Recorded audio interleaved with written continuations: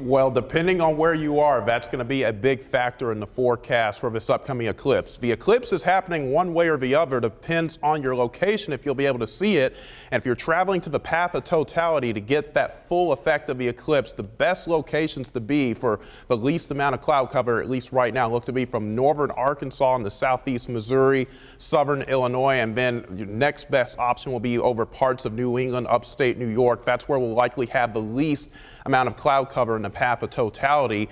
Here in central Iowa, not a total eclipse here, just a partial eclipse, and the best opportunity to view that, at least coming up Monday, will be over southeastern parts of the state. That's where we'll likely see fewer clouds to partly cloudy skies, but northern and northwest parts of the state likely going to stay mostly cloudy to overcast. And there are the times of arrival that you can expect that peak of a partial eclipse coming up on Monday. This afternoon, mostly sunny skies in place across the state. We have a few fair weather cumulus clouds developing out to the east, more high-level clouds spreading in from the west as temperatures work their way back into the lower 50s this afternoon.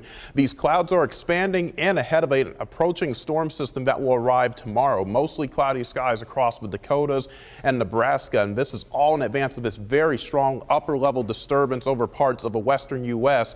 This is going to spawn a very deep area of low pressure as it moves out into the plains tomorrow, and that means our wind speeds are going to increase here in central Iowa, especially coming up Saturday afternoon, evening, and overnight.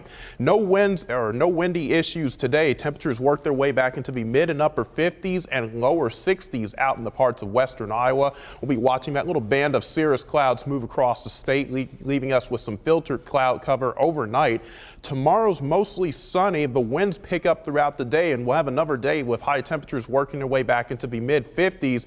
But watch out to the west as that strong storm system approaches. We'll see a broken line of thunderstorms approach from the west. There's a potential there could be some severe weather out in the parts of eastern Nebraska, but these storms will lose intensity Saturday night and the Sunday morning as they move across central Iowa, but it will still be very windy.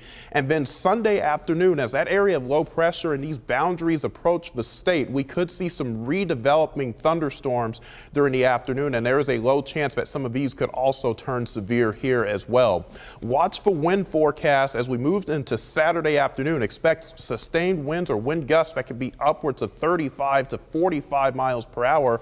And as that line of showers and storms comes through Saturday night, that could also mix some of those very strong winds down to the surface. We could see gusts over 45 miles per hour possible Saturday night and the Sunday morning. Sunday, that chance of scattered thunderstorms redeveloping in the afternoon with a high of 64. Eclipse day coming up Monday, a high of 63.